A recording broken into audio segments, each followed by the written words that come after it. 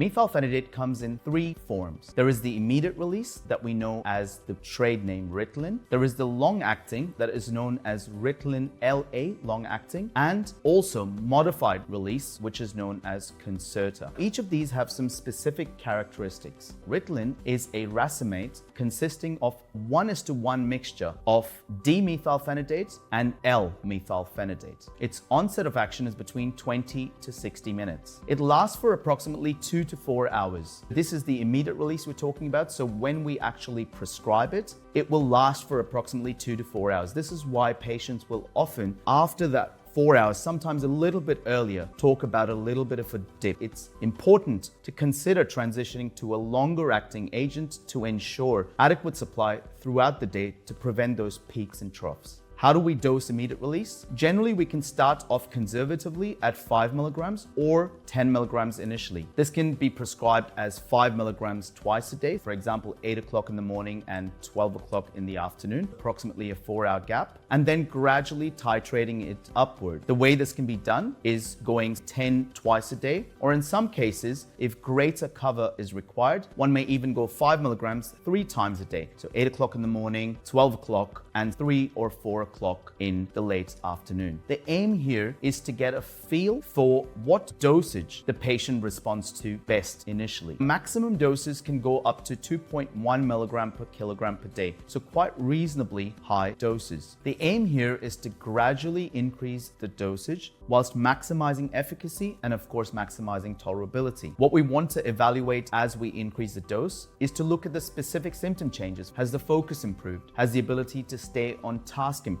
Has the hyperactivity reduced? Has the individual found dealing with stresses better than they were able to do before because their cognitive capacity is increased? We want to get a clear understanding of the symptoms that we're looking to target. At the same time, we need to look at the side effects, whether the individual's experiencing significant anxiety, whether there's any sleep disturbances, has it affected their appetite, etc. The maximum recommended daily dose is 60 milligrams per day. It can go up to 80 milligrams or in some cases under expert supervision, higher than 80 milligrams per day as well. However, this needs to be carefully monitored in all cases. In terms of monitoring, we monitor blood pressure, pulse, appetite, and sleep. In children and adolescents, it's also important to monitor growth, as stimulants can be associated with growth retardation, and this growth returns back or catches up once the stimulant is ceased. In some individuals, mood changes or development of tics should also be looked out for. Starting off with an immediate release usually gives us an understanding of tolerability, particularly if there are certain side effects that the patient experiences. This can be modified by either changing the Ritalin immediate release to a long-acting version, because the immediate release usually provides a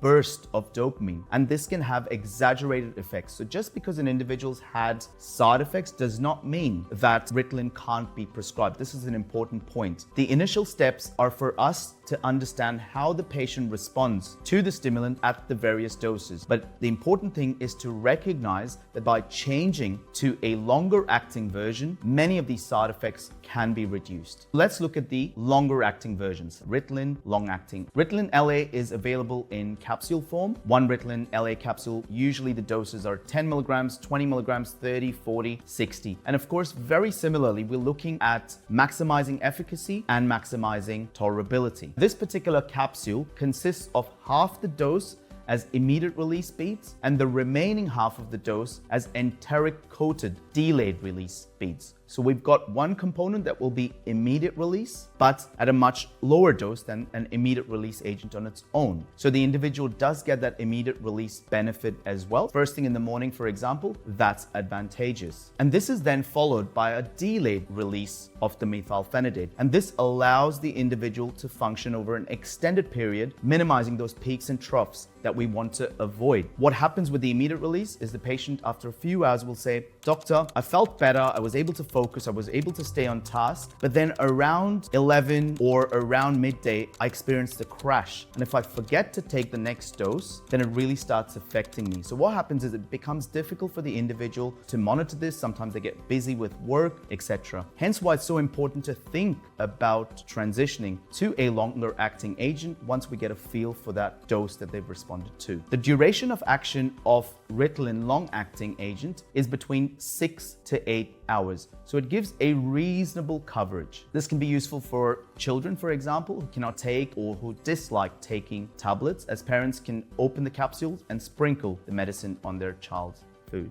Next, let's look at methylphenidate XR Concerta. Concerta uses an osmotic release oral system known as OROS, which has an osmotic pump mechanism. It creates an ascending profile of methylphenidate in the blood. It provides an effective treatment for approximately 10 to 12 hours. Approximately 25% of methylphenidate is delivered immediately, so you get that peak. It stimulates the D1 receptors, the phasic burst dopamine, and then the remaining 75% is released gradually for sustained symptomatic relief over a period of approximately 10 to 12 hours. So one can imagine if one takes it at approximately 8 o'clock in the morning, you've got reasonable coverage until about 6 to 8 p.m. And this is advantageous in many individuals because there are individuals that find it very difficult in late evening or before going to bed to actually calm down and go to bed. This is very, very common in individuals with ADHD. In fact, we know that approximately 60 to 80% of individuals with ADHD tend to have sleep disturbances.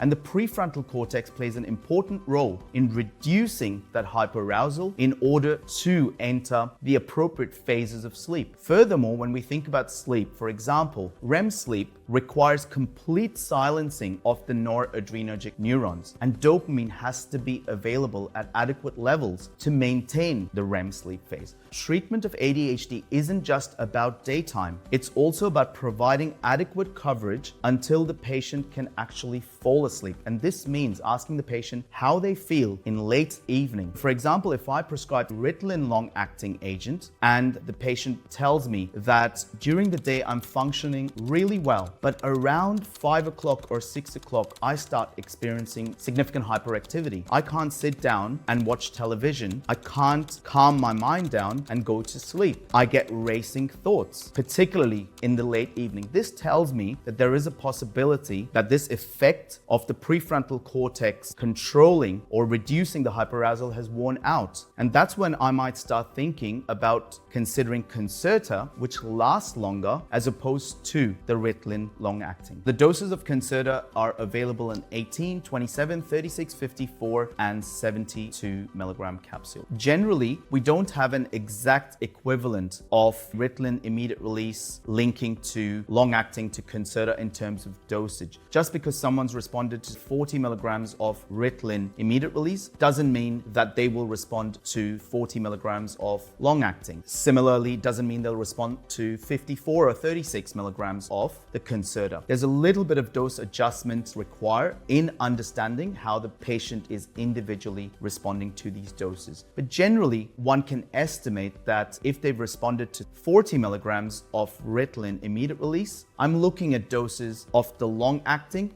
at around 40 or 50, because the long-acting does not have that burst, the same aspect with the Concerta as well.